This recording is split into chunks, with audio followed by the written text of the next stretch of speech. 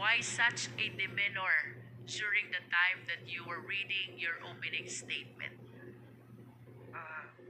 Your Honor, hindi ko maiwasang maiyak kasi tinuring ko silang mga upper class, tapos ang taas ng tingin ko sa kanila. Binigyan ako ng trabaho na sakit sa dibdib eh. Alin po yung masakit sa dibdib, Colonel Mendoza?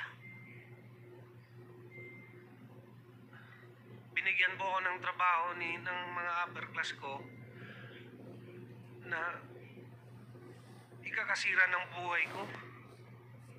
And why do you believe na itong trabahong ito'y ikakasira ngayon ng buhay mo? Kasi po, pumatay kami ng inosente.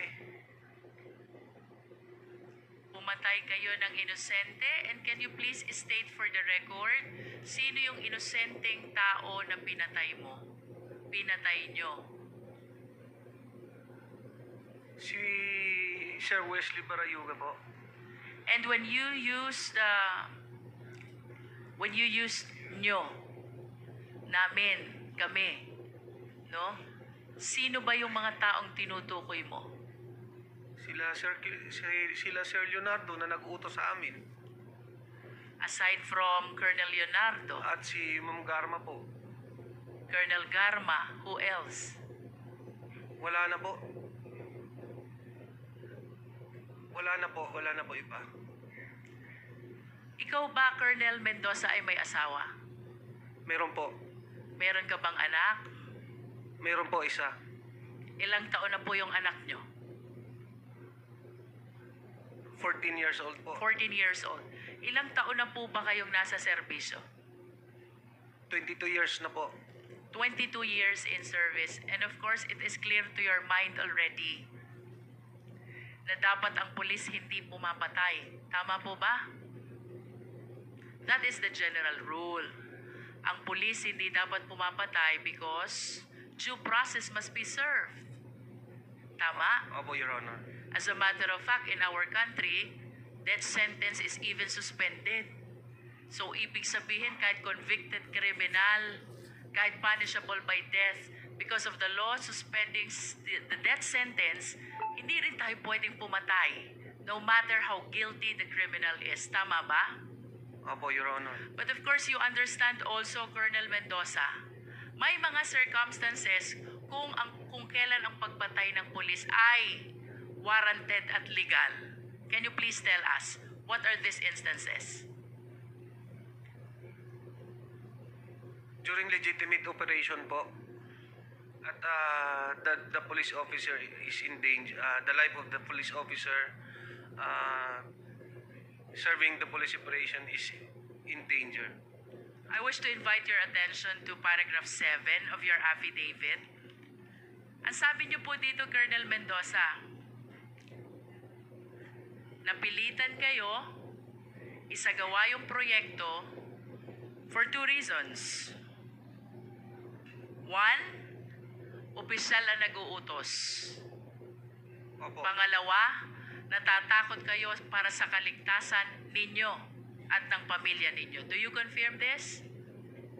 Opo, Your Honor. At kanina po, binanggit ninyo na ang nag-uutos ng proyektong ito ay walang iba kung hindi si Colonel Leonardo at si Colonel Garma. Do you still confirm? Opo, Your Honor. Ano po ang pagkakakilala ninyo kay Colonel Leonardo? Bakit kayo natatakot sa kanya? Siyempre po, siya yung panahon ng former president po natin na isa sa pinakamalakas.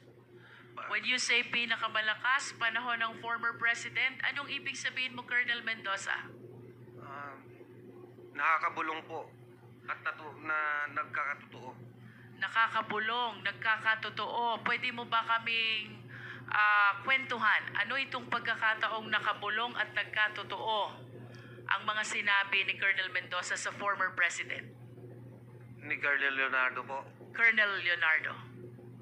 I cannot elaborate more, Your Honor, pero Common knowledge po yan sa aming mga operatiba na pag sinabi mong Colonel Leonardo at Ma'am Rowena Garma, nasa gilid po yan ng former President. So you will agree with me if I would say si Colonel Leonardo malakas sa former President. Yes po. Kung anong sabihin ni Colonel Leonardo, papaniwalaan ng former President.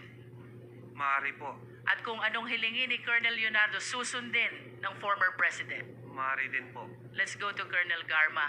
Naniniwala ka din na si Colonel Garma malakas sa former President. Yes po. At kung ano sasabihin ni Colonel Garma, paniniwalaan ng former President. Yes. At kung anong hihilingin ni Colonel Garma sa former President, susundin din ng former President. Tama ba? Maaari din po. That's Yes how po. you understand the influence of these people to the former President. Kaya, takot ka na suwayin si Colonel Leonardo at si Colonel Garma. Tama ba? Yes, Your Honor. At dahil sa lakas ng impluensya nila sa Presidente, pwedeng mawala ka sa serbisyo. Tama? Yes, Your Honor. Pwede ka ring mamatay. Tama? Lalo. Ha? Yes, Your Honor. Pwede ka ring makulong. Tama? Opo. Puntahan natin yung pangalawang dahilan. Bakit napilitan kang sumunod sa proyektong ito? You said, natatakot ka para sa sarili mo at sa mga pamilya mo. Ano yung mga pangyayari na naging dahilan kung bakit nagkaroon ka ng takot para sa kaligtasan mo at kaligtasan ng pamilya mo?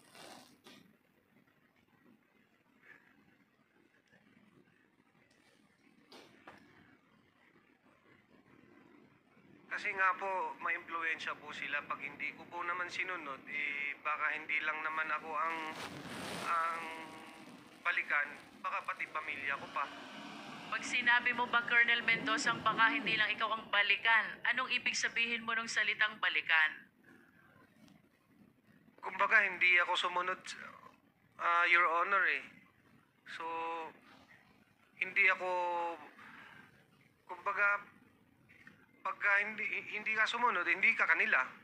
What do you fear for your family kung bakit sinabi mo sa salaysay mo, natatakot ako para sa kaligtasan ko at ng pamilya ko? Anong posibleng mangyari sa'yo at sa pamilya mo kung hindi ka susunod kay Colonel Leonardo at kay Colonel Garma? Siyempre po, baka mamamatay po. You are saying posibleng patayin nila ikaw at ang pamilya mo? Are you saying that? Opo, Your Honor. Bakit mo nasabi ito? Anong pagkakataon na napatunayan mo sa sarili mo na kaya nilang gawin ito?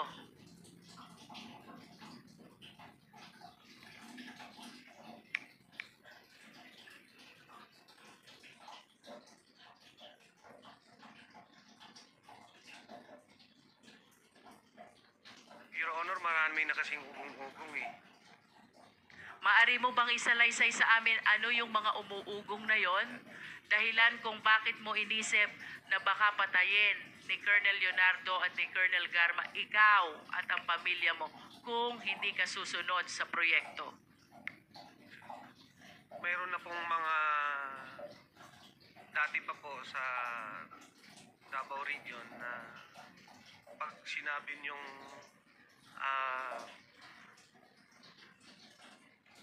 Colonel Leonardo, yan po yung may hawak ng mga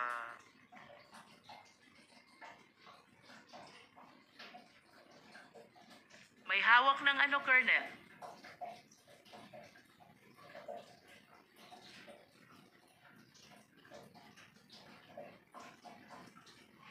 kumbaga mga hitman po.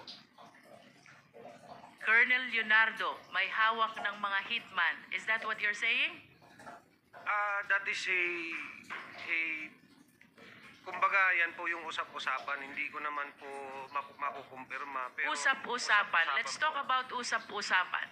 Ayon sa usap-usapan na yan, ano ang mga pangyayari na sa pagkakaalam mo at ayon sa usap-usapan ng mga kasama mo, may kinalaman si Colonel Leonardo at si Colonel Garma? Can you cite some incidents na lumutang ang pangalan nilang dalawa ayon sa usap-usapan, without necessarily you having a personal knowledge. Ayon sa usap-usapan, anong mga pangyayari ng patayan ang may kinalaman si Colonel Garma at si Colonel Leonardo? Yung mga nasa loob ng mga Chinese na nakakulong doon, Ito ba matagal mo nang alam or is it because you're watching already the hearing of Quadcom? no, noon pa po yan. Ibig sabihin, kahit nung wala pang Quadcom, alam mo na yung patayan sa Davao Penal Colony ay may kinalaman si Colonel Leonardo at si Colonel Garma? Pero hearsay lang po, Your Honor. Yes, yan ay ayon sa usap-usapan. At yung usap-usapan na yan, dito mo naririnig sa mga kapwa mo pulis. Tama ba? Kasi pulis ka eh. Opo, Your Honor. Kung pulis ka, ibig sabihin, yung usap-usapan na yon sa kapwa pulis mo rin naririnig. Tama? You said yes already, Colonel. Aside from this Davao Penal Colony where there are 3 Chinese drug lords who were killed, ano pa, ayon sa usap-usapan yung mga insidente, ay may kinalaman silang dalawa? Wala na po akong maalala, Your Honor. Wala ka nang maalaala. Opo. Wala na po. You remember about the allegation of Mayor Tommy Osmeña of Cebu? Ngayon na lang po ko yan nalaman kasi nanonood po ako ng congressional. So it is because of the killing incident in Davao Peloni, kaya natakot ka para sa kaligtasan mo at ng iyong mga pamilya. Tama ba yon? Opo, Your Honor. At ito rin ang dahilan kung bakit sa kabila ng alam mo na bawal ang pagpatay, no matter how guilty the person is, pumayag ka na isagawa ang nasabing proyekto. Tama ba? Opo, Your Honor. In your affidavit, specifically paragraph 5, you also mentioned na gusto mo munang beripikahin ang impormasyon tungkol sa pagkakasangkot ni Wesley Barayuga sa drug operation kaugnay ng impormasyon na ibinigay sa iyo ni Colonel Leonardo. Bakit mo hiniling kay Colonel Leonardo na beripikahin muna ang impormasyon na ito? Kasi po, government employee po yung target. Normal po yun na magkanda ka ng sarili mong investigation muna. At kapag hindi government employee ang target, wala bang verification na mangyayari? Meron naman po. Meron din po. So why do you want to make your own verification? Ikaw ba at that particular time ay nagdududa sa sinasabi ni Colonel Leonardo? Yes po. Bakit ka nagdududa? Kasi yung target, bakit nasa loob ng PCSO eh? He is not only inside the PCSO, he is the secretary. board Yes, Your secretary Honor. of Yes. PCSO. And during that time, may naririnig ka ba na nagagalit o kinasasangkot ang gulo ni Wesley Barayuga? Wala naman po. And what were you thinking nung sinabi sa ni Colonel Leonardo, wag nang beripikahin, bibigyan ka na lamang ng profile ni Colonel Garma? Yun nga po, nag-aalinlangan. Kaya lang, wala tayong magawa eh. Wala po akong condition din. Kahit nag-aalinlangan ka, kung totoong sangkot sa droga si Wesley Barayuga, itinuloy mo dahil natatakot ka sa opisyal mo. Opo. Tama? At natatakot ka para sa kaligtasan mo at ng pamilya mo. Tama? Opo, Your Honor. At kaya ka natatakot sa mga opisyal mo ay dahil malalakas sila at maimpluwensya sa dating Pangulo. Tama? Opo. After some time, kinontak mo na itong si Nelson Mariano. At si Nelson Mariano ang humanap ng hitman. Do you confirm this? Opo, Your Honor. And after some time also, tinawagan ka ni Tox na di umano tao tao ni Colonel Garma. Tama ba? Opo, Your Honor. At pagkatapos nitong pag-uusap ninyo ni Nelson Mariano, isinagawa na ng nasabing hitman ang naturang proyekto. Tama? Opo, Your Honor. At itong proyektong ito ay ang proyektong pagpatay kay Wesley Barayuga. Tama ba? Opo. And you also confirm that after this incident ay nakipagkita si Nelson Mariano kay Tox kaugnay ng 300,000 na ipinagkaloob sa inyo. Opo. Can you please state for the record again, paano hinati yung 300,000?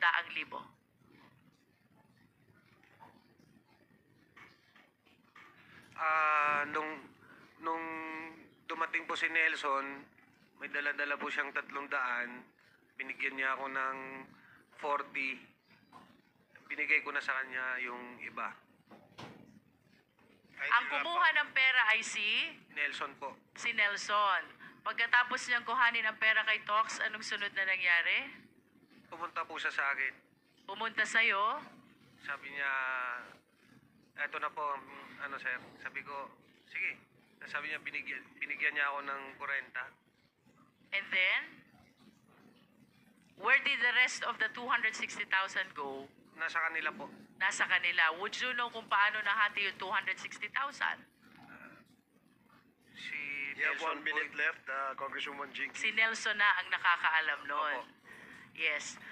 Colonel Mendoza, I want to remind you, you have a career in the PNP.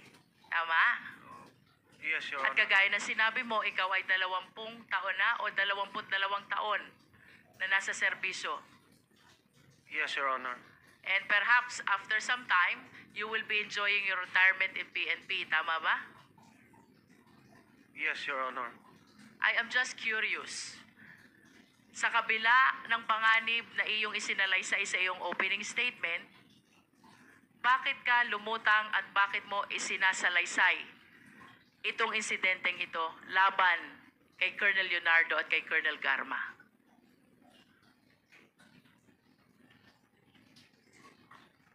Bukod po sa bigat ng konsyensya na dinadala ko po, for 4 years, may mga instances po na may gusto pang idawit na ibang tao po kasi. Kaya Sinong gustong may idawit? yung may kumalat po kasi ng mga text messages nung nakaraang linggo eh. Anong sabi sa text messages? Na hindi lang ako daw po yung gunman, ganun lang po. Hindi lang ikaw ang? Ako daw po yung gunman, tapos iba po yung hindi po klaro eh kasi Kindly wrap In up, other words, Congresswoman Colonel Jinky. Mendoza, kaya mo ginagawa ito because after 4 years, gusto mong tanggalin yung bigat ng loob mo. opo, Dahil hindi ka masamang tao. opo, At hindi ka pumapatay sa taong walang laban. Tama?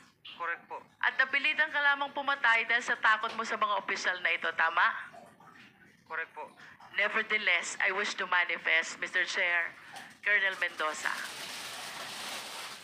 In a theory of conspiracy, there are 3 types of principal. And in the story you narrated, you mentioned the name of Colonel Leonardo, Colonel Garma, Colonel Santi Mendoza, Nelson Mariano, Tox, and Loloy, the hitman. Under the theory of conspiracy, kahit hindi ikaw ang pumatay, you will still be liable for the same crime. This is the definition of conspiracy. That the act of one Nako, is the act of all. The crime of one is the crime of all. And the penalty of one is the penalty of all. And I wish to state for the record, Mr. Chair, that given these names who figured out in this killing incident against Wesley Barayuga, it appears to us that Colonel Leonardo and Colonel Garma participated as conspirators by inducement. Kung hindi po nila pinagplanuhan, inisip, inutos, at ipinagkaloob lahat ng mga kailangan, they will not be able to perpetrate this crime of murder. For Colonel Santi Mendoza and for Nelson Mariano, perhaps they did not participate in the killing incident. However, under the law, they are considered as principals by indispensable cooperation. Sapagkat sila ang nag-connect sa hitman. And without their indispensable cooperation of connecting this idea, this criminal intention to the perpetrators, there is no crime of murder.